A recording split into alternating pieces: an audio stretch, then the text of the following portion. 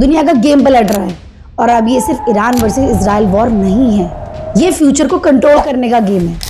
और इसके बीच में इंडिया फंस भी रहा है और वो पावरफुल भी बन रहा है। दरअसल वॉर स्टार्ट हुआ था जब यूएस और इजराइल ने ईरान पे अटैक किया था।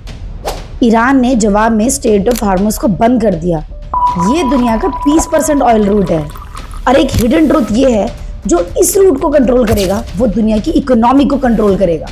इंडिया का 60% एलपीजी इंपोर्ट बाहर से आता है और उसमें से 90% मिडल ईस्ट से। अब प्रॉब्लम क्या हो रही है, सप्लाई ऑलमोस्ट हाफ हो गई है और ब्लैक मार्केट में सिलेंडर 4000 तक पहुंच गया है। गवर्नमेंट क्या कर रही है, अल्टरनेटिव कंट्रीज यूएस, रशिया, इनसे गैस ले रही है। दरअसल इंडिया स्लोली सेल्फ डिपेंडेंट बनने की तैयारी कर रहा है, पर अभी डिपेंडेंसी खत्म नहीं हुई है।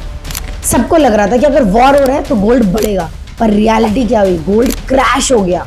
गोल्ड 15 से 20% गिर चुका है। पर क्यों? क्योंकि लोग कैश होल्ड कर रहे हैं।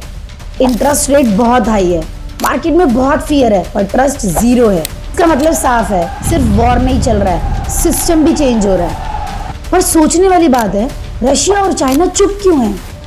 दरअसल रशिया ईरान को सपोर्ट दे रहा है पर डायरेक्टली फाइट नहीं कर रहा है। और दूसरी तरफ चाइना ओपन वॉर में नहीं आएगा, बस क्विकली अपनी एनर्जी को सिक्योर कर रहा है। दरअसल ये दोनों वेट कर रहे हैं कि जब यूएस वीक होगा ये तब एंट्री लेंगे। और सबसे बड़ा सवाल, आखिर पाकिस्तान किस साइड है? पाकिस्तान डायरेक्टली वॉर में नहीं है पर इकोनॉमिकली वीक है।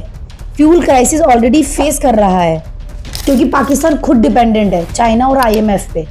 आखिर इंडिया क्या कर रहा है?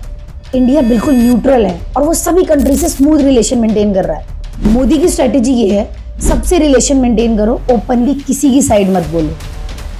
लोगों में डर है कि आगे क्या होगा अगर ये वॉर लंबा चला। एलपीजी और महंगा होगा, पेट्रोल 100 से और जा सकता है, सप्लाई इश्यूज और बढ़ेंगे।